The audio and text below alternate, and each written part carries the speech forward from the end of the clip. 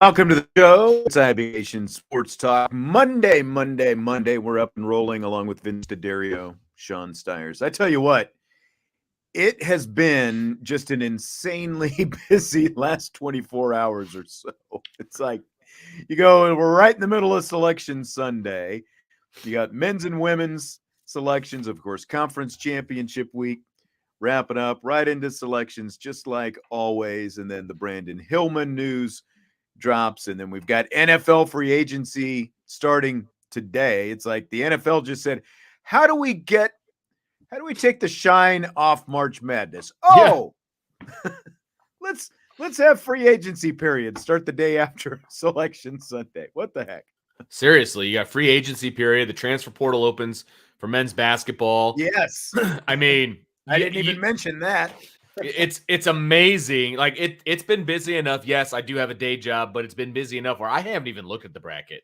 I kind of saw a little bit of it when it came out, both men's and women's. I haven't had a chance to look at any of it because I've been sifting through all the Notre Dame news as it has been, been dropped as we have moved forward here. So I don't know, man. It's nutty. We're going to have a little bit of all of it on today's show because, of course, that's why we have rapid fire. Yeah, and of course. I also didn't even mention the fact that Notre Dame announced the spring practice schedule today. Oh, yeah, of course. And you mentioned the transfer portal, and there are Notre Dame men's basketball players in the transfer portal.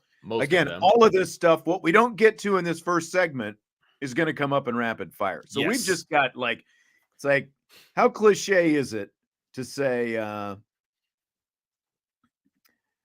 USMA is saying Vince is 10% louder than me? Never mind getting better. All right. To turn my microphone up. I can give the turn my microphone up a shot. I don't even know what I was saying. I got distracted. It's weird. This whole, for whatever reason, I've told you this before, I had my microphone level turned up to a certain point, and then we started, and I just turned it back up, but we started, and it automatically turned down. I don't really see, and it's doing it right now. It is dropping by itself because it looks like it is pegging a little bit hot, and it's incrementally dropping without me adjusting it right now. So that's seems like a glitch in this fancy new microphone, and it's continuing to drop as we speak. I don't know how to get it strange to hold in place because I'm looking at there it is, and it's dropping again. It just keeps like auto adjusting itself. Are you looking through StreamYard or are you looking through your computer? I am where you adjust the volume, and it's dropping again. It's dropping again. Where you adjust it is on your computer. Oh yeah, right. Okay. Yeah, you have to. Huh? Go ahead. I was to say you go ahead through StreamYard as well, but I don't like to do that because it's odd. But the question is, how do you get it to? It's dropping again. I don't know. I know how. Okay. Go to your settings in StreamYard. And this is audio. Fun for the listener. I know they're enjoying this. Where exactly is this? The settings in StreamYard. At the bottom where it says settings, stop cam. Okay, go to audio. Unclick automatically adjust mic volume. On audio? Yeah. Automatically adjust. Uncheck that. Okay, there it is. There it is. That should fix your problem. Interesting. Did not know that existed. I think I found it on accident one time. So thank you, Vince. So now I'm gonna boost my microphone level back up. Now again, I'm sure it is. Is it too loud? No, but it's doing it again. It is. Oh, it's continuing to. You're just gonna have to live with it. I'll do the best I can. I don't think that it did this last week, but for whatever reason, it's doing it, and it's dropping again. So maybe Vince, you can just turn yours down a little bit if you would. Yeah. I can. So we can be closer to the same level, if that. Yeah, let me jump in there and see if I can't figure this out here. Sorry. Input. Giggity says audio sounds fine to me. So. Well, and Tommy Guns is saying this is why we need a production man. Well, that would be freaking awesome, Tommy. Yeah, if you want to be. If you want to do it for free. course, I'm joking, but no, I'm not. If anyone wants to do it for free, it's like I know that that it's always funny because there are certain podcasts that I'll listen to, and they've got a producer and all this different Oh stuff. yeah, And we it's don't have like, "Ooh, that. you need a producer to do your podcast." And it's like, "Well, it would be nice, but I don't know." We don't have that craziness. We don't need a producer. I Yeah. want the money to go to me. Well, let's get to stuff that we want to talk about. By the way, I ask you to hit the like button. You really want to hit the like button after we've spent the last 5 minutes talking about microphone input levels, but it's up to you. There's going to be a lot coming up in this show, though. I'll just promise you that. We got a lot. Like I was going to say, I think that's what I was starting to say when USMA 87 told me about the microphone issues. Maybe if I back my microphone off a little bit, it would help. I don't know. Maybe I'm too close to it because I am used to, old radio world where you're on top of it. where we're on top of the microphones. I'm going to try one Right. more time and see what Ooh. happens. But Brandyn Hillman, 4-star athlete. Of course, he signed the letter of intent back in December in the early signing period to join Notre Dame. It was expected to be here on campus this summer. But again, in the middle of everything yesterday, he announces on social media that Notre Dame he asked Notre Dame to release him from his letter of intent, and he has been released from his letter of intent. There is, I realize if you're an Irish Breakdown subscriber, and like you've read Brian's premium board, or even I think the article that he posted. I was gonna say, I think he posted a story. So yeah. Do you want to just kind of fill in, what actually happened? This is not your typical case of, well, I signed a letter of intent, but I've changed my mind now and I want to go someplace else. This is not what that is. yeah, I mean, we're not going to belabor the point because it is what it is. But basically, what it sounds like is Notre Dame said, "Hey, we want you in the class. This is where we want you to be, et cetera, et cetera. But you've got to do X, Y, Z in the first and second semester of your senior year in order to, be admitted." He knew what he had to do. I believe it didn't happen, and therefore he's going to be looking for a new home. I mean, that's as basic as I understand that it as to how it went down.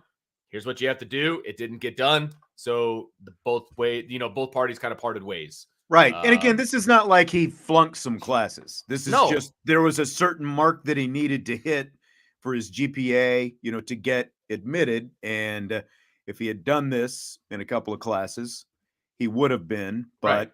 And it wasn't a screw up by the admissions. Like I do want to push back on this from Shepard, and I not don't a mean screw up. It's just right. the standard that the admissions had, and unfortunately, he didn't hit the standard. Correct, and that's as basic as it is. You have to get this grade in this class, and I don't know if it was multiple classes, or if it was a single class, or what, but it didn't happen. Right. So he did not get admitted. So it's not a screw up. Look, that happens all the time when you apply to a college. It's conditional acceptance. Like, okay, you can come to our school as long as you do XYZ, during your senior year. It's not, hey, you're admitted, you're good to go, whether you do well your senior year or not. It's a conditional acceptance, and everybody knew what was on the table and what they had to do. It didn't get done. And so Notre Dame's looking elsewhere for another safety. Well, see, now Jeff says, how much did the staff know about where Hillman stood academically up front and the challenge it might pose? A little bit vague on that in the Driscoll story. Should they have passed on him knowing it might be an issue? And I mean, it is a valid point because yeah, it is. You go back to the old, we've got to shop down a different aisle, argument, right? That Brian Kelly used to talk about when it comes to recruiting. This obviously does impact things, especially to have something like this, not necessarily blow up in your face, but blow back on you now, because it's not just an offer that was made and now he's going to go someplace else. There was an NLI signed, a national letter of intent was signed back in the early signing period. So this is someone who was signed, sealed, and delivered, and now he's got to go somewhere else. So what do you think of it from that angle? I mean, I guess I would have a bigger issue if this was out of nowhere, or if this was, a blindside situation from either side, from the player's side, like he just stopped going to school his senior year and therefore didn't qualify academically, or if the admissions department was like, sorry, and just pulled the rug out from under him. It was a mutual situation. Like, everything was on the table. You need to do this in order to be admitted. Like, it was out there. It was up front, not with us because that's none of our friggin' business, but it was out there and up front with the admissions department, the family, and the Right. team. They And all knew there was, right. Yeah. So, I mean, I don't really have an issue with it. I mean, yes. And somebody said, I know legacies that they've made exceptions for, and God knows they made an exception for a recent basketball admit. Yes, I get all of that. I totally do. But if it's all up front and everybody knows what's on the table, then there's really nothing that you can do about it. I mean, Yeah. I mean, it's I remember back in the day, I talking to then a current member of the football team, now a former member of the football team, and we were doing the coaches show, as a matter of fact, and we started talking about grades and getting in, and the standard sure. and all that stuff, and he basically said, "Look, getting in is the hardest part. Getting into Notre Dame is the hardest part of this whole thing. Once you get in, obviously there are different resources in place from counselors and academic and all these different things. Getting in is the hardest part, and Yes. that's we see it right here. And like I might push back, like Shepard saying if he's too lazy to do the work, how will he do it at Notre Dame? Will he do the work on the field? Apologies to Notre Dame admissions. I mean, we don't know that he was lazy. It's like these were honors classes from what I understand. So it's not like they were just, basket weaving or a gym class or something like that. There was something with some meat to them. I don't know exactly which classes they were, but I don't either. And I might be a little bit early to say he was lazy and didn't. And again, from what I understand, these were not failing grades. There was a certain bar that he needed to hit, and he just didn't hit that bar. It's not like he failed these classes.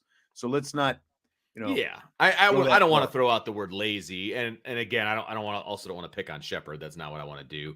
But I will say this from a Vince standpoint, right? If I'm a kid and I got admitted into Notre Dame, even if it was a conditional basis or whatever, even if I was a regular student, and it was like, hey, you want to come to Notre Dame, you got to get this grade in this class.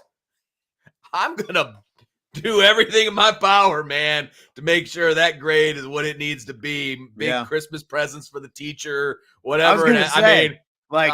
Everything's negotiable, man. Like, I'm not.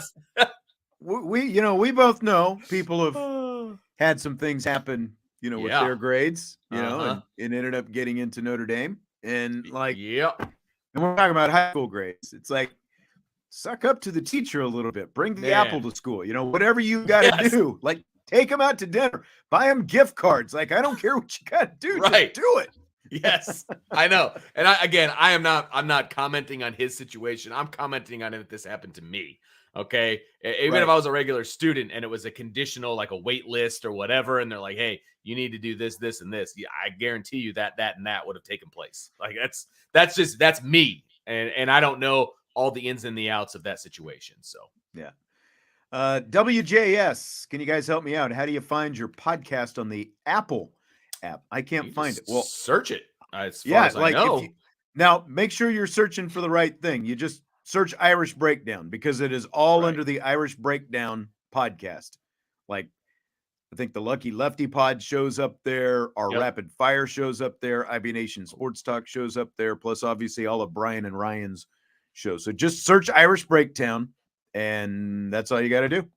Yep. And Stymie, and link to the podcast is in the description, apparently. Stymie for the save. Love in it. the house. I haven't seen Stymie in a while.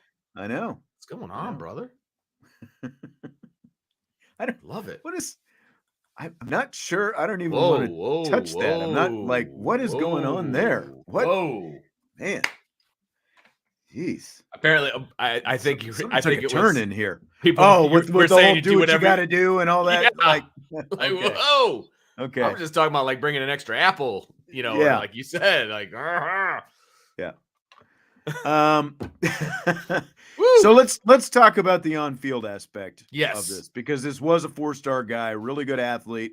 Sure. Quite frankly, a guy they were at the very least planning on adding some depth, if not, some quality time this fall if everything worked out right. So, how big a loss do you see this for the Irish secondary, specifically the safety position, which right now is comprised of Xavier Watts, um, Ramon Henderson, DJ Brown.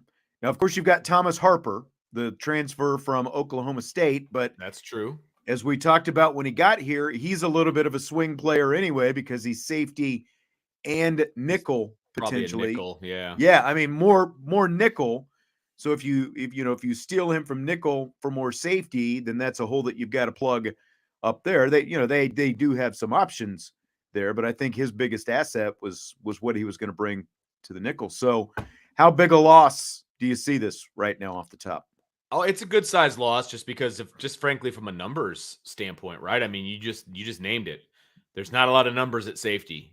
And they had what, the one in the recruiting class, and now he's gone. Is that accurate? Is it just the one, right? Um Well, I you now is in terms of the incoming class, you do have Adon Schuler That's right. and you have Ben Minnick as Okay. well. Now So there was three. Schuler, right, and Schuler is he's just out of a sling. He had an AC joint injury. It was not a labrum or anything like that. He had an AC joint, so he's not going to practice in the spring, but he should be full go by the time summer rolls around for summer workouts and then into fall camp. And he's obviously a 4-star guy as well. Sure, sure. But then you're I mean, you're looking at a bunch of walk-ons after that. So Yeah. from a numbers standpoint, it's rough. I mean, it is. It's rough. And they were people were looking at Brandyn Hillman as being a guy who could crack the 2 deep, before it was all said and done in the fall, even though he was Mm-hmm. coming in June. So, it's a big hit. It's a big blow. And frankly, and I haven't talked to Brian about this, and this is in my own brain, but this is a perfect opportunity, in my opinion, where Clarence Lewis should get a long, hard look at moving Yeah, to I agree. safety. I agree. I agree. It's and let's just kind of roll this in because the original topic of our show today we were going to talk about, and we still are, spring priorities now. So how like again like if we go to when you and I started texting each other early yesterday afternoon, I don't think safety really was one of our top priorities as we were No, kicking around. Well, what are the priorities going into spring? How big a priority do you think this makes the safety position in the spring now? Like, do you put it in your top 5? it's up there because as I'm looking at last year's depth chart, right? Or last year's roster. DJ Brown is back, Houston Griffith gone, Ramon Henderson back, Brandon Joseph gone. Then you've got Marty Hour, so walk on. You've got Yeah. Justin Walters, okay? You got Eddie Scheidler, walk on, Mike Graves, walk on, and Xavier Watts. That's who was on the roster. And that's not enough. I mean, yes, I think that, Xavier Watts is going to be an excellent safety. I think, Ramon Henderson could be an excellent safety. DJ Brown's going to be a depth piece, I think. You need more than 3, I agree right? with what you're saying with Clarence Lewis. Like, and I know Brian has said it as well, and he's talked about it before. I think because of the depth that they're getting at cornerback now, Which and is where deep. Clarence Lewis, has ended up, I think it makes total sense, especially in the spring. Like, if there's no other time to give this a shot, put Clarence Lewis at safety for the spring. If it doesn't work out, he can always move up, and just be part of the 2 deep at corner, I guess. But like when you look at what the team needs right now and what could potentially benefit Clarence Lewis more in terms of his future if he's going to be a professional football player, I think safety is the way to go. There's no reason not to put him back there at safety this spring. Right. And I'd rather do that with him than take a kid who is an incoming freshman who wasn't even slotted to be a safety and move him back to safety. That's Right. That's too Like much to me. Stymie is saying crazy outside the box, but if a receiver's looking to start, maybe they flip sides. The problem there is There's not depth you're there either. yeah, you're just rebuilding your wide receiver position, and you've got all this good young talent and a couple of, you've obviously got the two Caleb Smiths, and you've got, like the older Caleb Smith from Virginia Tech and the young freshman Caleb Smith, both with a K, by the way, I know, interestingly right? enough. But I don't think that that's a position where you want to start giving up players because you're trying to get that room right. And you've got Right. the quarterback coming in and the whole and a new coordinator and all that Yeah. stuff. There's not enough wide receivers to be giving away wide receivers to other positions. There's just Yeah. not. So Right. that's not a good good idea, I don't think, at this point. But I think safety just became a number one priority in the transfer portal. I mean, I really do. And I think, Notre Dame would be crazy not to look in the transfer portal for a safety, after spring. Yeah, I absolutely. The question is what's going to be there at that point. Now, you could get a fresh batch because there's a reason they wait till after spring because plenty of Yep. Oh guys yeah. go through spring and There's going to be decide, guys that well, leave Notre Dame too. I mean, yeah, they're well over their scholarship limit right now because they're probably anticipating that guys aren't going to either make it out of spring or make it to fall. There's still going to be roster turnover at Notre Dame, and whether that means just guys going out or maybe a guy coming in, there's going to be roster turnover. yeah, for sure. Yeah, I can't think of anybody, like any positions there, there's really nothing offensively, that's like, man, I'd want to flip a guy, to the other side of the ball. And, I think the best option is the one that we talked about, Clarence Lewis. And then, like you said, really jump into the transfer portal right Yep. away. As soon as basically when May 1st rolls around, it's the 1st through the 15th is the portal. So And they're going to have to be active. I mean, yeah, at the very least, they got to look hard. I mean, they have to. So, we'll see how they operate in the spring with the numbers that they have, which aren't a lot. now But the other side of it though too, again, they're not going to know in the spring, but like Schuler could be a very viable option for him. Like, because remember, even though he's on campus right now and going through the injury, like remember, Benjamin Morrison was not an early sure. enrollee, and he was on nobody's radar until fall camp started up, Yeah. really, and look at where he turned out. So I mean, Schuler could still give him something, but you definitely need to build more depth back there, Yes. if nothing else. And Safety that's just why, became a very important piece in 24 as well for, the recruiting class of 2024. I mean, right. incredibly important. Because then the other part of it is, like Jaden Mickey, like what does he show you in the nickel? That might be, again, even though we're talking about Thomas Harper potentially being being better there at nickel than he is at safety, getting Jaden Mickey a lot of reps in that nickel might be a priority as well for Sure. this spring. Just to continue to say, okay, like, do we have the luxury maybe of using Harper more as a safety? If Yeah. and what happens if we do that kind of thing? So Right. yeah, I mean, there's a pretty big ripple effect. Yes. I mean, look, it added to the list of things that we're going to be keeping an eye on, right? When we go to spring practice, no doubt. So what do you see? What do you see as, like, again, we're going to talk specifically about the spring schedule here in a minute, and it starts a week from Wednesday, the 22nd. But what do you see? What are a couple of the top priorities for you going into spring practice? Like these need to be the top priorities for Notre Dame in spring practice. Sure. So the first thing that comes to mind for me was the linebacker position. What's that going to look like? You've got all the guys that started last year returning, but then that also means you obviously have all of the backups that everybody was clamoring for last year. They're all returning as well. And so what is that going to look like moving forward? Is there going to be the best players are going to play. I have those younger guys gotten enough mental reps and enough time in the system to maybe usurp the guys that are there already because they are more athletic and faster. Is that a possibility? Or is it going to be status quo where the older guys are going to get most of the reps? I mean, I realize I'm kind of poking the bear here with probably the chat and on the fans and all of that, but linebacker's a big one for me. When are you going to allow those younger guys to have an opportunity? Spring is the answer. Like that Yeah. is when you give those guys a chance to show what they can do. And you can mask it in a million different ways. Hey, we're going to give you guys some time, you older guys some time off. You already know this stuff, et cetera, et cetera. Let's get the younger guys, get some time in there.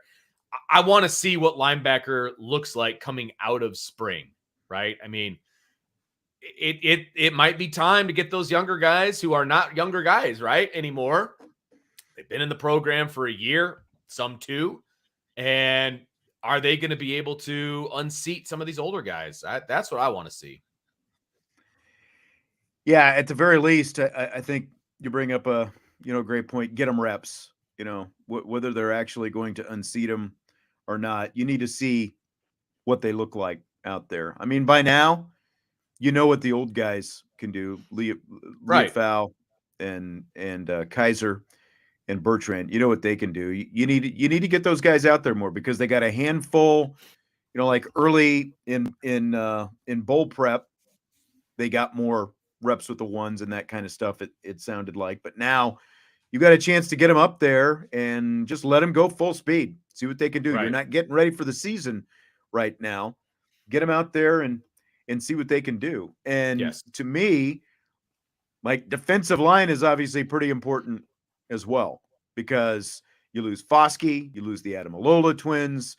That's a pretty gaping, Sure. amount of production that you're losing in just those three guys right now. And they've got to figure out what they've got and what's that defensive line going to look like. I think this is a huge spring for Al Washington and the defensive lineman myself.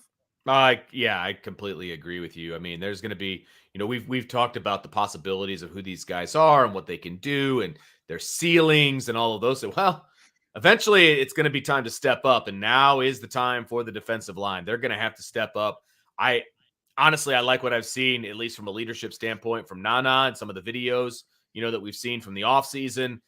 It's time for guys like him to stand up. It's time for guys like Riley Mills to take another step forward. It's time to see what these guys on the defensive line have because those older guys aren't there to protect him anymore. Yeah. Right? They all left, and peace be with them, going to the NFL. But what is this going to look like on the defensive line? Because if they're average on the defensive line, then they're going to be average defensively. I mean, they need to be able to put pressure on the quarterback. They need to be able to stop the run, and that all starts up front. Yeah. Jeff's asking, any feedback on the impact of Max Bulla with the group yet? Too early to know anything. Well, Yes, they're not because practicing. They haven't started practicing yet. Like right Yeah. now, it's literally still, well, now they're on spring break. But, True. before this week, it was all conditioning and stuff like that. Because I think it was Sam Hartman. Yeah, it was. Like Sam Hartman was like, he was asked about the wide receivers. Like, what do you think of these wide receivers? And he's like, well, they look good lifting weights. They look good in conditioning. Right. That's basically all it is right now. Yep. So, yeah, like that's something that we'll kind of start to see next week. Again, hold your thoughts on the spring practice schedule. We'll get to that in rapid fire. Romlek, going back to the safety stuff, he said, how are you guys not talking about moving the corners? Do you know something we don't? I mean, we talked about Clarence Lewis. He's the prime option to me. And, other than that, I don't know. Do you think any of the other guys necessarily profile as a safety off the top of your head? I think maybe Barnes. I think he's long enough to be a safety. He's like, I think he's almost 6'2". He's got really long arms. I mean, he's got the possibility of potentially moving up there. The problem is he's gotten passed up, right? I mean, the freshmen from last year passed him up. And so I think that might be a chance for him to kind of revitalize, his career a little bit. I don't know if Philip Riley's not quite 6 foot. I don't know that he would fit back there. I'm looking at all the, I think those two would be the prime candidate. I think Clarence Lewis, he's listed at just under 6 foot as well. I just feel like his game translates to safety a little bit better.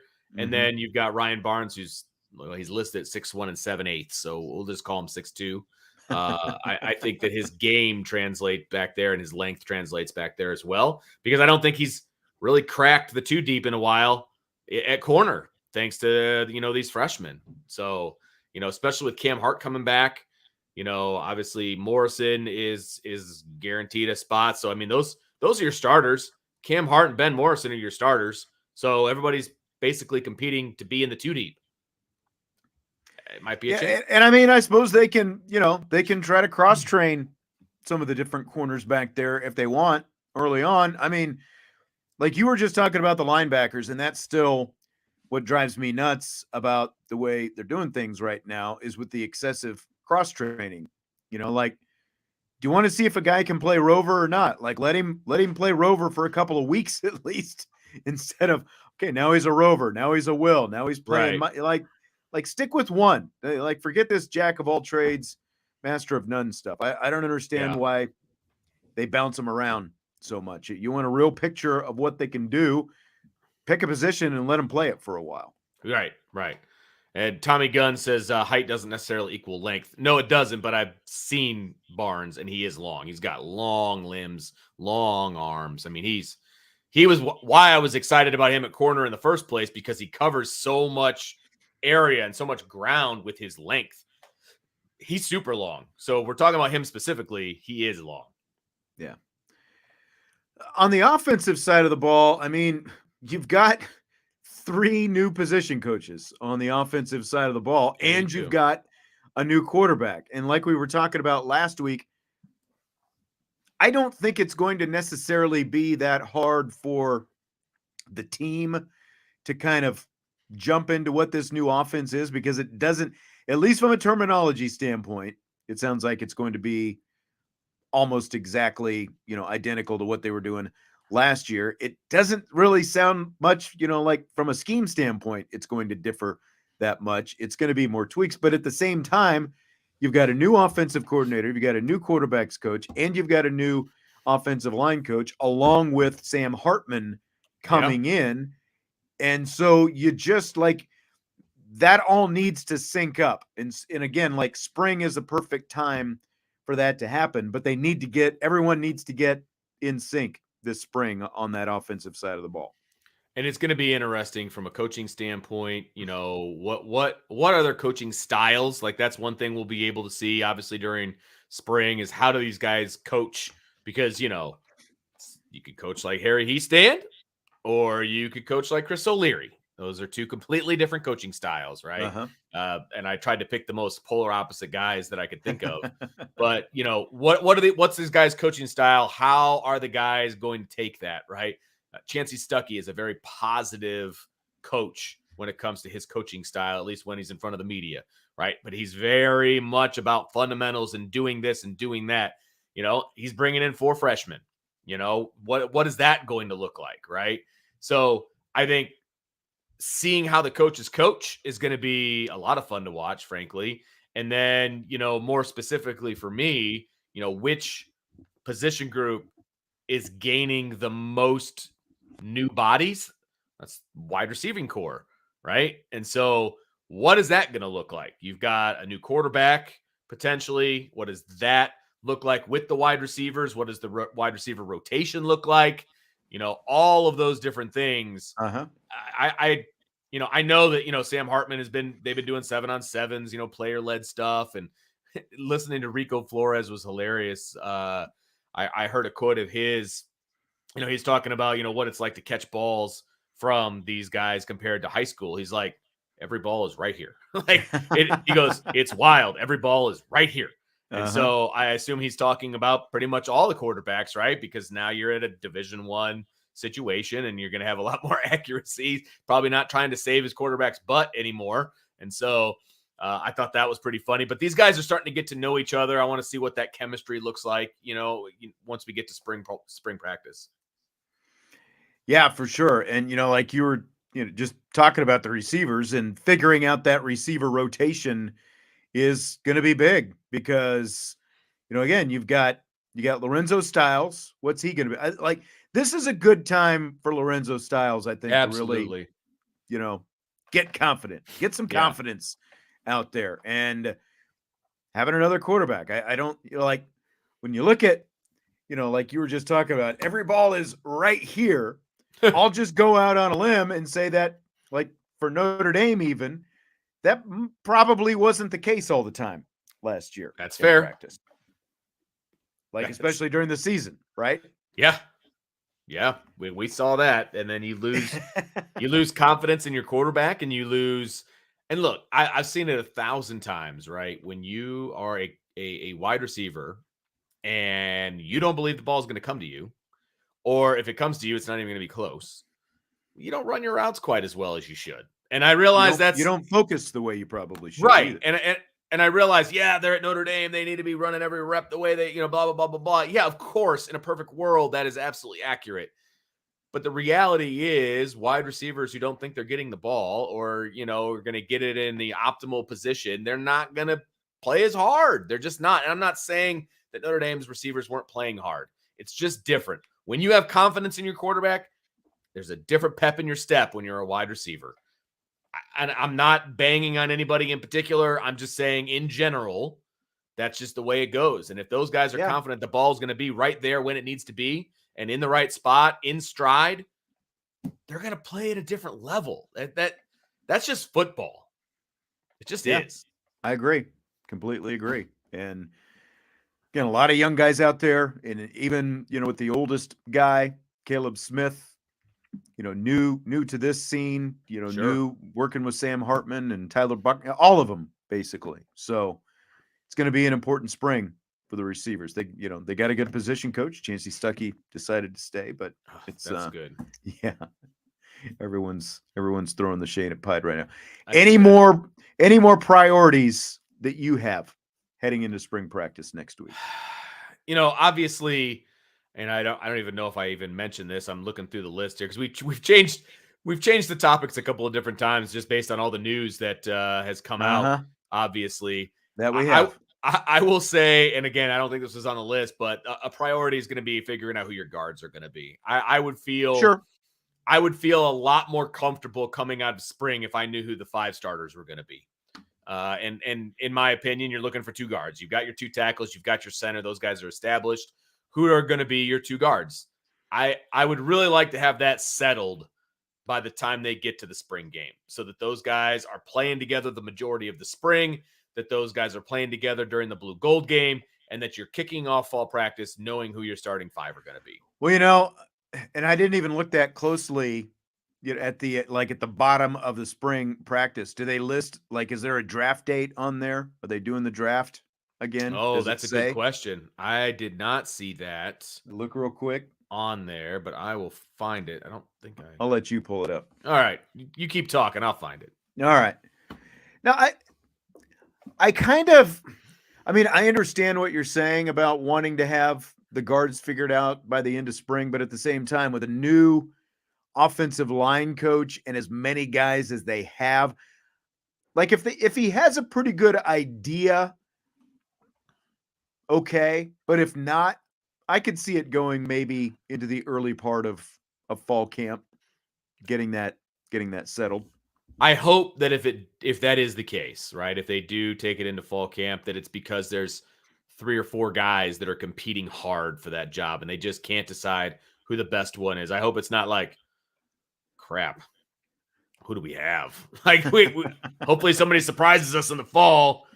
I hope that's not the case. You know what I mean? I hope it's because there's 3 guys or 4 guys that are just battling their butts off for those 2 spots, because there's a big difference. And again, like Rudolph has talked about, it's not just, okay, well, these guys are the guards, and so this is a battle between whoever the guards are. Like he said, get your best 5 out there on the field. So just what you're saying, if these guys are are battling and it's close and he just hasn't quite figured it out yet, I'm okay with that if they keep that battle going, early into fall training camp. Yeah, that's fair. That's fair. I just like having things set, man. I love competition. I love all of that, But you hate the uncertainty. I hate uncertainty. Oh my gosh, I hate uncertainty with a passion. Chi-Town wants to know if we think Joe Rudolph can make anyone coached by Harry Hiestand better. Of course. I mean, the guys that are coming back for another year, you got another year under your belt. You've got, hopefully the fundamentals under your belt, and Joe Rudolph can then take them to the next level. I mean, look, Joe Rudolph's a good coach. I think the jury's still out to whether he's a great offensive line coach, but I think he's a good coach. He should be able to take, the foundation that Harry laid last year and make those guys even better this year. He should be able to do that. So yes, absolutely he should. I mean, and it's going to be a different coaching style, and we're not going to know exactly what that coaching style is until, he's out there on the field with these guys, and we start kind of, hearing what that looks like. But guys are going to have to adjust to it. There's going to be a difference between Harry Hiestand and Joe Rudolph, no matter what. It's just a matter of, can he get at least the same result and move them, up the bar, move them past the bar, whatever it happens to be. I think so, but it's going to look different. Well, one of the biggest problems is, and we've talked about this before, it's not just that Harry Hiestand and Jeff Quinn were different.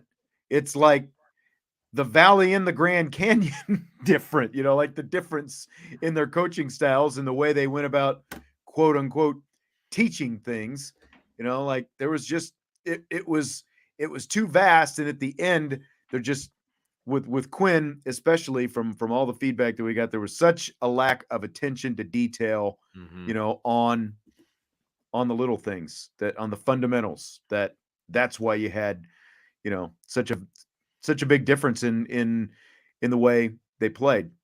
Harry Hiestand is great, but you're right. Joe Rudolph is a good coach too. It's just a matter of getting his coaching style to translate. What's that going to look like, and how quickly does that happen? Right.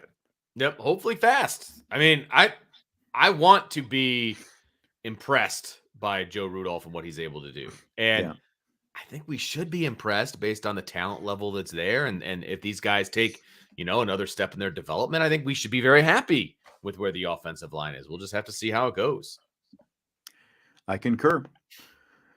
Okay, Vince, with that, are you ready for rapid fire? Is it already time? It's time. Let's go. All right, baby. Speaking of spring football practice, Notre Dame released its practice schedule today. We'll get a lot of interviews, all the assistants, a bunch of players, all You're that gonna be kind busy. of stuff. Yeah. Just one full practice that we'll get to see, and a handful of some other practices. 3 other practices that are not the blue gold game, where we'll get the what they call the FSA, the stretching. We get stretching plus 5 periods. Yes. So 3 practices, we get that. 1 entire practice we will get to see, and then the blue gold game at the end. So what do you think? Okay. I got a couple different thoughts on this. Number one, I am not surprised in any way that they are limiting us so much. I'm disappointed, but I'm not surprised. Okay. I wanted at least 2 open practices, and that's what we used to get. We used to get 2 to 3 open practices in the spring. One, we got 2 regular, and then another one if you went to the coach's clinic, I think is how it used to go. I think it was 3 total, right? Yeah. And then a lot of the media would just buy the coach's clinic, and then they would just go to that practice, right? That was not out of the realm of possibility. This time we get 1. So I'm happy that 1 is on a Saturday because I can go. So that makes me very happy. I was really worried that they were going to do it like on a Wednesday. You know what I mean? So happy that it's on a Saturday. Okay. But man, I wanted another one. Like I was really hoping for 2 total, and we get 1. I would trade in these 5 periods of practice for 1 other. I would trade the 3, because you there's just nothing the only thing you get out of those is depth chart. Like, or Correct. what you think is depth chart. And even Anyway. that's hard because Yeah. they don't do the stupid. I mean, it was stupid for practice when they would do the offense on air. It was dumb. Okay, but that was really helpful for us because we were able to tell what the depth chart was. And they don't do that anymore. So it's a little harder to tell maybe what the depth chart is, especially in those first 5 periods, because those first 5 periods are like drill work in your individual. And it's a waste of time. I mean, here's what I would have preferred. I don't really have a problem with the FSA +5 on day 1 because it's an unpadded practice. They're out there basically in helmets and shorts. You can see kind of, maybe what part of the offseason has done for them physically, how they're moving around, all of that. Okay, cool. But then the other 2 FSA +5s, you combine those into a regular practice. So we would have had 2 regular practices, 1 FSA +5. I think that would have been perfect. Yeah. And I get people are saying, well, you got new coaches and all. Again, okay. What are you going to hide? Or what do you have to hide at this point? Like, right. And what do people have seen Sam Hartman, Right. People have seen this system. And it doesn't sound like this system is going to be that different than what we've seen before. Well, maybe it will be. I don't know. And the other part of it, Sean, is like spring is for fundamentals. Spring is for, figuring some things out. Spring is not for game planning. Like, what do they think that we're going to go tell people? And what do they think is going to get out? That's exactly. Come on.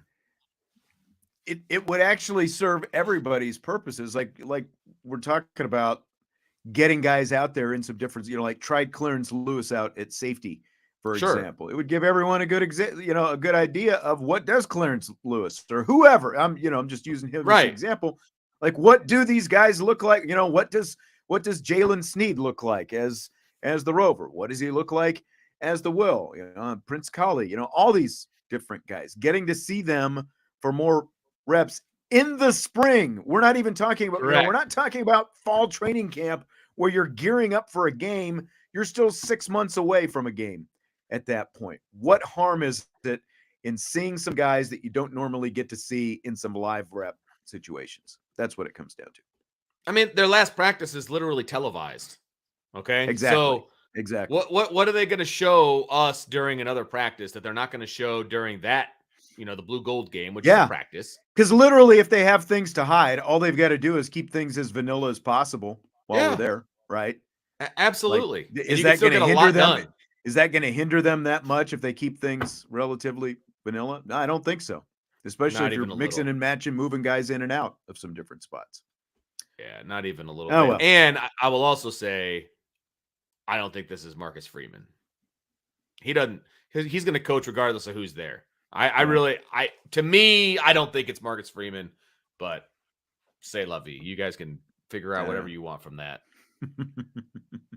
Fill in the blank. Mike McGlinchey signing a 5-year, $87.5 million contract with the Denver Broncos is blank. Great for his 401k. Holy smokes. I mean, good for him. That's awesome. I didn't even realize, I told you, I was like, oh man, McGlinchey just made bank on his new contract. I didn't even realize it was a free agent deal with the Broncos. Like, I feel like, I don't know. The Broncos, well, and the crazy like thing, mess. 2 hours before you texted me about that, there was talk that Ryan Poles was going after McGlinchey in Chicago. And so when you said that, I'm like, wow, did he sign with the Bears? And so I look it up and it's like the Broncos. Ugh. Yeah. So he ended up in Denver instead. He was almost a Chicago Bear, it sounded like. Now that would have been worth getting excited about for me personally, because the offensive line for the Bears is terrible. McGlinchey could have done a great job of, helping to stabilize that offensive line. And it appeared that the Bears are on the hot hunt for some offensive linemen, and they've struck out so far. So that would have been awesome to bring McGlinchey into Chicago. I mean, the history of offensive linemen in Denver is good. I just feel like it's a hot mess right now. So good luck, dude. Yeah. I mean, $50 million guaranteed. Good for him. And I saw Golick Jr. Breaking down Notre Dame's 2015 offensive line. Ronnie Stanley, a $98 million contract, $64 million guaranteed. Quentin Nelson, $80 million, $60 million of it guaranteed. And that's not even his second contract. Right. Remember McGlinchey and Q were, came out in the same draft together, top 10 picks in the same draft, and Nelson hasn't even got to his second contract like McGlinchey just got to. Nick Martin, $33 million, 18 guaranteed, and McGlinchey gets this one. It's around $379 million total dollars. So by the time Nelson signs his, like you go back to Harry Heastan, like that's why the bar was so high. Like Joe Rudolph, go hit that bar because that's the standard right there. That 2015 offensive line. I mean, it's going to be close to a $500 million for the offensive line from 2015. Like, it's a lot of green to go around, my friends. A lot of green. Tommy Guns is working hard to get the Last of Us references in here tonight. The fungus zombie apocalypse. He said he's going for Bella Ramsey, who is one of the lead actresses or the lead actors in The Last of Us that I was telling you about last week. But I mean, hey, the one thing with McGlinchey, like good run blocker. I'm not so sure about his pass blocking, but hey, the Broncos needed offensive linemen. They had a horrible line. Now you got to go work with Russell Wilson. Is it all going to work? But good for Mike. Sure. $50 million guaranteed. Take that any day of the week, obviously. Yeah, no doubt. I mean, again, Vince, it's been such a crazy day. We've got all this, and we haven't even touched any of the basketball so far. Yeah. Well, because there was the Selection Sunday was yesterday, and it's like taking a complete back burner if you follow Notre Dame. So I haven't even had a chance to ask you, which is what I meant to ask you last night, because I obviously saw it on the selection, but I knew you'd be writing a story and all that stuff. The Notre Dame women, we talked about this. Did we talk about it on the air, or did we just talk about it? I can't remember. I think we talked about it afterwards. What seed they were going to get, whether it was a 2, a 3. That was on the show 4. Friday. That was on the show Friday. Okay. Yeah. And I was like, I think they should be ecstatic if they get a 3. And that's what they ended up getting. So what's your reaction to that? And have you gotten any kind of reaction from within the program about how they feel? Well, I mean, I think the 3 seed is very fair. And my biggest concern was, were they going to drop to a 4 seed with the uncertainty with Olivia Miles and all that kind of stuff? Like they're sitting on the 3 line, and they were on the 3 line because I saw some stuff, on the boards earlier. There was someone who, thought that they should have been a 2. And I mean, there's a case for them as a 2, especially since Virginia Tech got moved up and is a 1 seed in this whole deal. The 1 seeds are South Carolina, Indiana, Virginia Tech, and Stanford. And of course, Notre Dame beat Virginia Tech. And then you look at the 2 line, Utah, Maryland, Iowa, UConn. Notre Dame has a win over UConn. Now, UConn's at full strength now. They weren't necessarily at full strength back then. But then the 3 line, Notre Dame, Duke, Ohio State, LSU. So I think the 3 is very fair. And like my initial thought, when they came up in the very first region with South Carolina, it's like, oh, are you kidding me? Of all regions, they end up in the South Carolina region. I like their road, though. One, I'm very confident in a Sweet 16. Now, the one thing, like the Southern Utah team they're going to play, they sound like they're a little spunky and all that kind of stuff. They're a program that's kind of been coming up. They're the WAC regular season and tournament champions this year. They've got the WAC defensive player of the year, like a couple, all conference players and all that kind of stuff. But it's not like they've got the WAC player of the year even, but, so they're solid. Creighton is kind of the team to watch. They're the number 6 seed. And last year as a 10 seed, they went all the way to the Elite 8 before losing to South Carolina. They actually upset both Iowa State and Iowa to get to the Elite 8 last year. And so now they're the number 6 seed, highest seed they've ever had in Notre Dame's region. And there's a play-in game in this South Bend sub-regional as well between Illinois and Mississippi State as the 11 seeds. But, I like Notre Dame to win these games. I think that they should win these games, and then if they get to the regional, which would be in Greenville, South Carolina, the place I didn't want to go, but not that I matter, but they would potentially match up with Maryland, a team they lost to on a buzzer beater in the ACC Big Ten Challenge back on December 1st, and Maryland is a 2 seed. So again, I like their chances to at least get to the Sweet 16.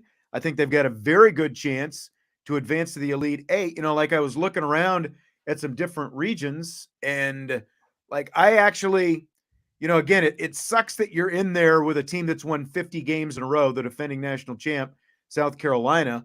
But I think that their path to potentially get to an Elite Eight matchup with South Carolina is better in this region than it would have been in a couple of the other regions. So I don't mind the draw so much. It's just that, what happens potentially once you get to South Carolina? I mean, not that it's going to be pushovers. Yeah. No, that's tough. That's to be in the overall number 1 seeds bracket. I mean, that's tough, especially, not having Mabry and, the situations with Notre Dame. So, I think that they should be ecstatic with the number 3. I think you're right. I think they have a great path to the Sweet 16. My kids are excited because they're going to be in town. They have an opportunity to go see it. The only problem is the game's at 3:30. My kids are in school till 4. Oh, so might have to get out early. Am I the dad that allows them out early? I would. Yes, I am. So we'll see how that goes. There you go. Yeah, Shepard says Maryland will be tough. I mean, yeah, and they will be. I don't think Creighton will be a pushover either. There was a few years back. It's been 20 years ago now, as a matter of fact, now that I think of it. Notre Dame was an 11 seed themselves playing at Kansas State, and Notre Dame upset the 6 seed Arizona in their first game. Kansas State was hosting as the 3 seed, and they knocked them off and got to the Sweet 16. So, I mean, upsets obviously happen. Sure. But I like their chances. Someone was asking about Olivia Miles. I'll just say, Neil Ivey is still saying wait and see after the selections and stuff like that last night. I'm not banking on Olivia Miles being back at this point. It's fair. It sucks, but fair. Yep. I kept looking for in all the still shots of them seeing, where they were going to be placed. And I was like, okay, where's Olivia Miles? How does she look? Which I'm sure they had her in sweatpants. Yeah, I'm sure they had her seated in a way. So it didn't matter if I saw or not. There was nothing to see. So yeah, exactly.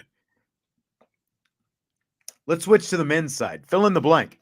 Oof. Notre Dame men's basketball players J.J. Starling, Dom Campbell, and Robbie Carmody all entering the transfer portal today is blank. Rough. It is a rough day if you're a Notre Dame men's basketball fan because it's funny. Somebody posted, as of right now, okay, this is my favorite part. As of right now, Notre Dame's starting lineup for next year. Incoming freshman Marcus Burton, J.R. Knesny, Tony Sanders, Van Allen Lubin, Matt Zona, and then walk-on guard Alex Wade is the only guy on the bench coming off the bench. They have 6 guys on the roster. 5 are scholarship players. 5, okay? That means they have 8 open scholarships, Sean. I would not be surprised if other guys jumped into the portal. They just didn't do it on day one. This is, in case anybody didn't realize, this is going to be a complete rebuild. And I wouldn't even call it a rebuild. I'd call it a build. This is a complete build for whatever coach comes in. They're probably going to have to play walk-ons, number 1.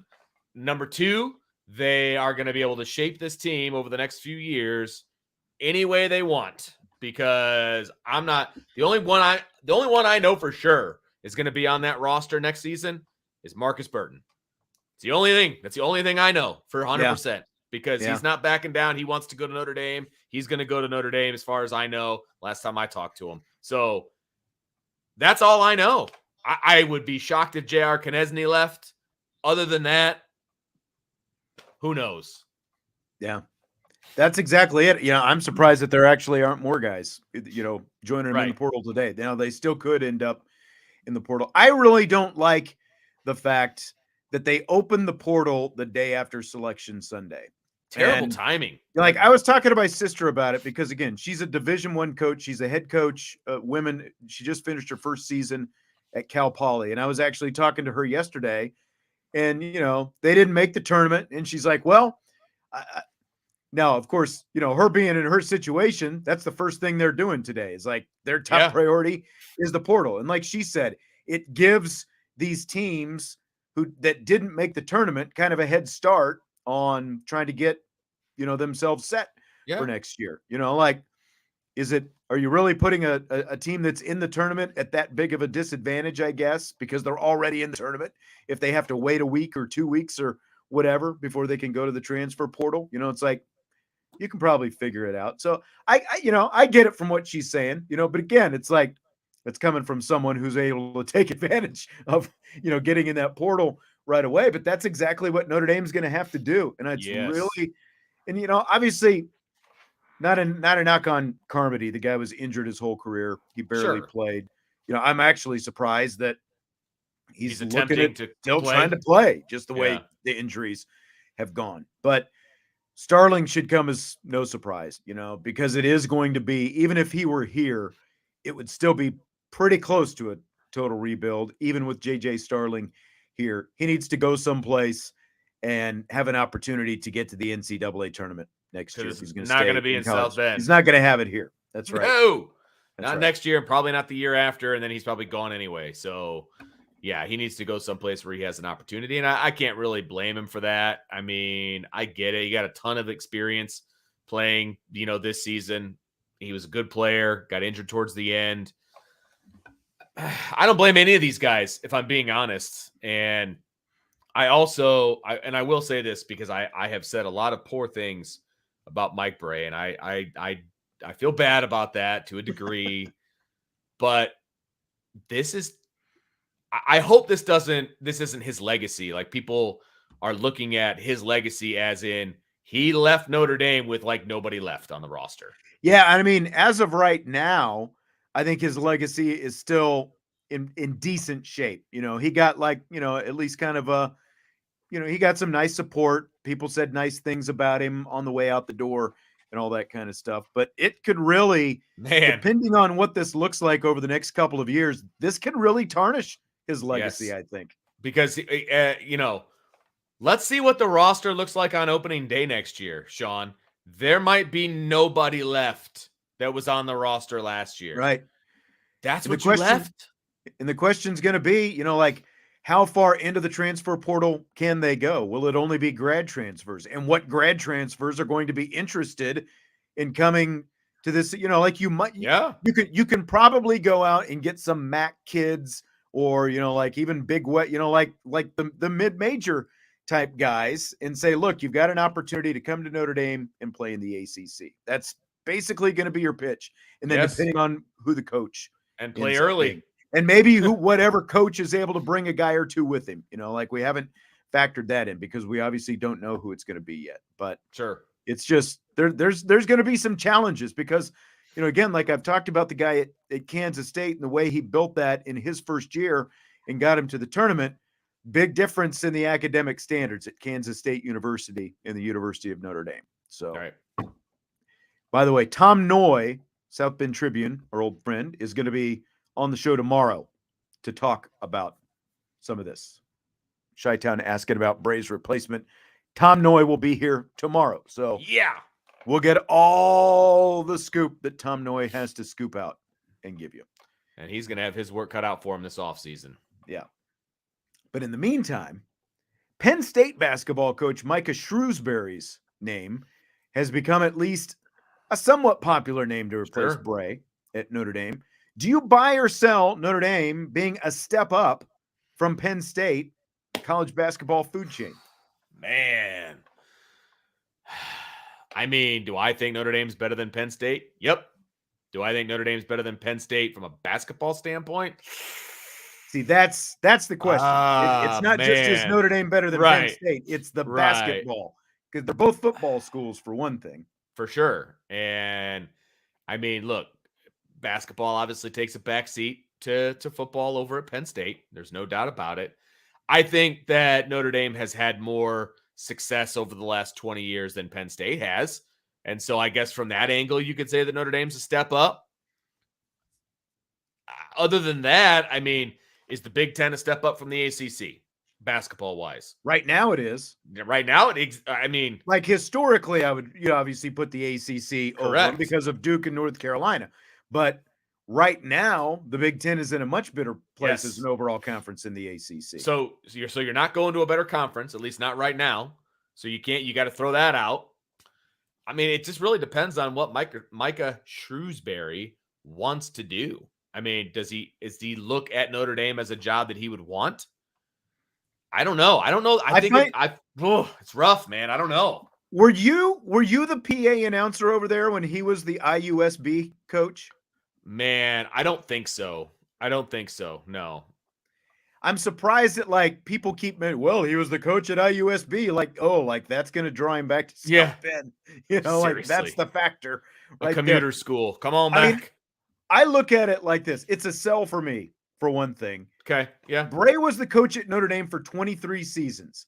And, of course, Notre Dame does not make salaries public, because it's a private institution. Sure. And all that stuff. But you remember, like 3 years ago, they released federal tax documents. And he was making a little bit more than $1.6 million in base salary. Shrewsbury's making around $2 million a year right now. He's in year 2 at Penn State. So, like, if you want to just look at that on its face, it took Mike Bray 2 decades to get to $1.6 million in base salary. Shrewsbury's making more than that in year 2. And that's, again, then you go to the fact state school versus private, all these different things. Now, Penn State's not the easiest, place to get to and all that kind of stuff. But still, I don't think it is. I don't think it's a step up to go from Penn State to Notre Dame. And as people have mentioned, he is reportedly in the mix for Georgetown as well, and so like how much is that going to factor in? Yeah. Like is that a step up for him? But I mean, and then you look at the fact they were a 10 seed in the Big Ten tournament and they got an NCAA at-large bid.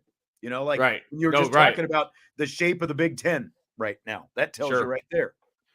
The only thing that would put Notre Dame over the top for Micah Shrewsbury, in my opinion, is outside of the Celtics and Penn State, his entire life has been in the state of Indiana. All of his coaching, he went to Cathedral in Indianapolis. Like is that a good thing? Well, does he really want to come back to Indiana? Well, that's the point. People always assume, yeah. I'm not saying that he does, but I'm talking from a family standpoint. Sure. Does he want to be around his family? Does that matter? Yeah. Does that matter? I don't know. Maybe he hates his family. I don't know the answer to that, but I'm just saying, I assume his family is still around here.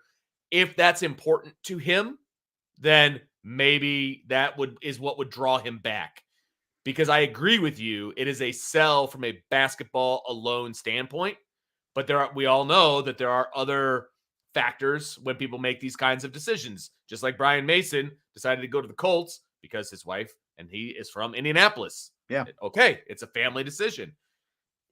That's the only way I see him coming back, if I'm being honest, is if he wants to be around family. Even then, wants to be home. And even then, it's like, yeah, South Bend is closer to Indianapolis than Happy Valley, obviously, but it's still it's not like we're up here in northern Indiana. We're still 2.5, almost 3 hours away, depending on where you have to go down there. So yeah, no, absolutely. And I mean, it's an easy drive. I drive it all the time, but still, again, where are his priorities? I don't know the answer to that because I don't know the man. So to me, that would be the only thing that would make him come back. Yes. Speaking of Penn State, the Nittany Lions were called for traveling and turned the ball over with 0.6 of a second left in their comeback attempt against Purdue in the Big Ten championship game yesterday. Do you buy or sell calling traveling in that situation, Vince? I buy it. I am a big proponent of, if it's a travel in the first quarter, it's a travel in the fourth. I have no problem with that. If he traveled, now I did not see the play, So I can't comment on the play itself. I'm commenting on the philosophy. If he traveled, man, you got to call it. You gave the answer I basically thought that you would give, and I don't disagree at all. The reason for asking this question is because you don't see near the uproar for, the official blowing the whistle for what was obviously a traveling. Okay. But when a guy commits an obvious foul, all of a sudden, you got to in that swallow your same whistle. situation, you're supposed to swallow the whistle. Yeah. What's the difference? Right. There's no uproar over traveling being called, but everyone wants to bitch and moan because a guy commits a foul, and the foul should be called regardless of what time on the clock the foul happens to be committed. And that's my purpose. So I completely am with you. Of course it should be called, just like, of course, a foul should be called. If there's time on the clock and a foul is committed, you call the foul. There shouldn't be a question about it. And just, I've always the travel, the violation, whatever it happens to be. And you and I are on the same page. We've had this discussion, you and I, a million times. Like, call it the same way in the first as you do in the, in the fourth. I have no problem with it. I don't know what the heck that was. Like, all of a sudden I got attacked. Get it?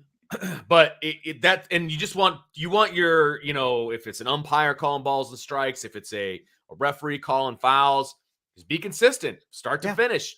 All I want. If you're going to be consistently bad, then be consistently bad. But at least be consistent. If you're going to call a bad low strike all game, then call the bad low strike all game. Right. Ringing them up on the last out or the first out. Yeah. That's all I ask for. And it was a travel. It was a legit travel. Oh, then you call it every time.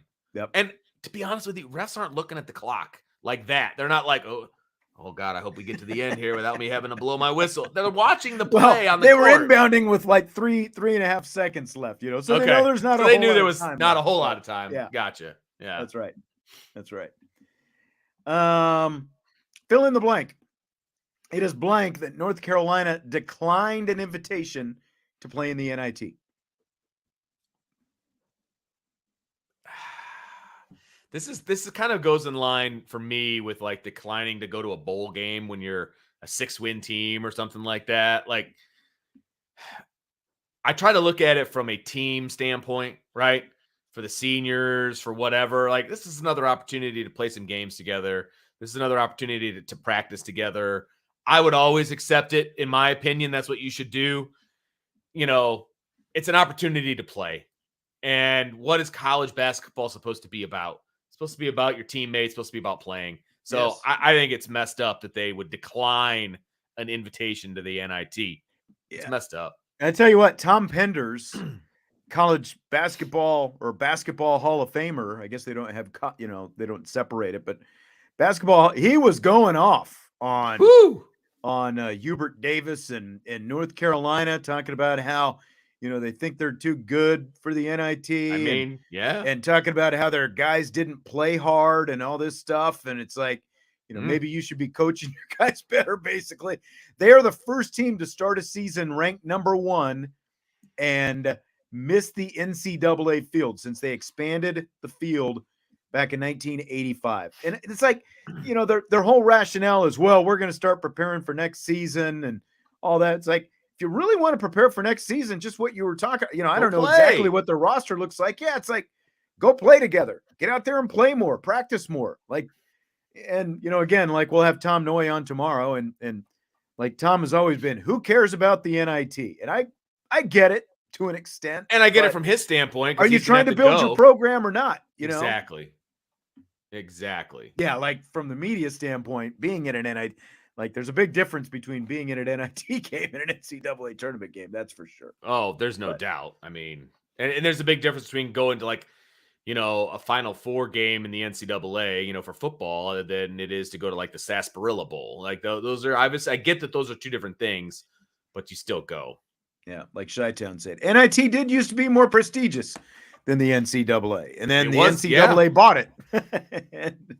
And took all that prestige away because there was a time, I think it was like back in the, like late 60s, early 70s still, where like you could turn down an invitation to the NCAA because the NIT would actually pay you more to go. And that's what got the NCAA ticked off and why they ultimately bought the NIT and took control of it and, the whole thing. So, right.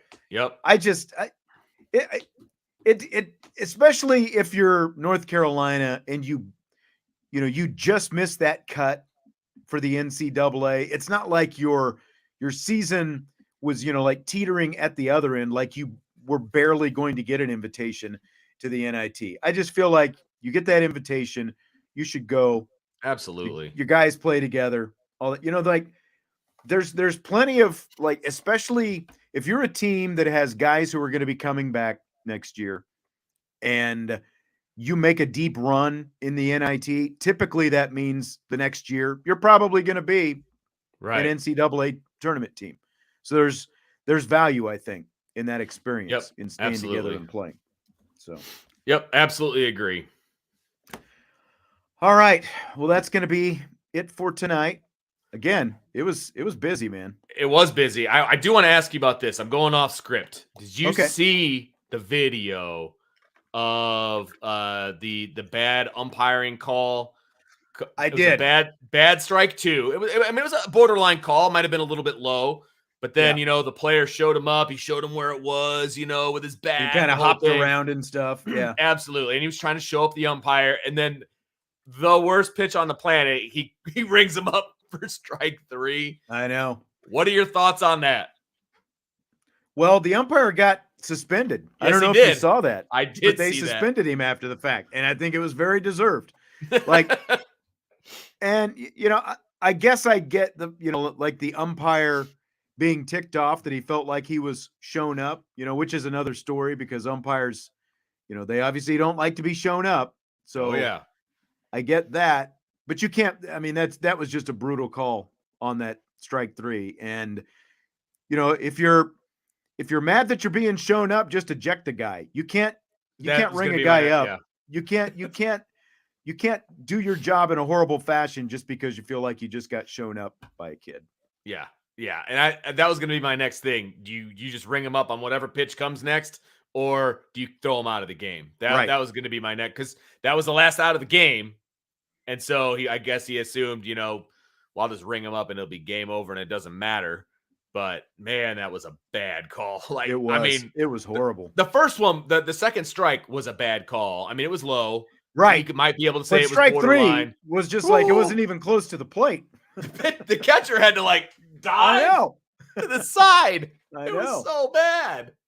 It was so bad. But, I mean, it is what it is. But I just found that to be very, very funny. And deservedly so, he got suspended, because that's, like, at least make it a borderline call. At least come somewhere near the plate so you can ring him up. Right. He went out of his way to make that strike 3 call. Yes. It was horrible. Correct. All right. Hey, I just wanted to ask you about that one. No, that's all right. I'm glad you brought that up, because it was actually, I thought about it, and then again, we had so much other stuff come up out of the weekend that kind of got caught up. Again, Tom Noy will be with us tomorrow. We'll still have some Notre Dame football talk at the start of the show, Jesse and I, and of course we'll have rapid fire as well.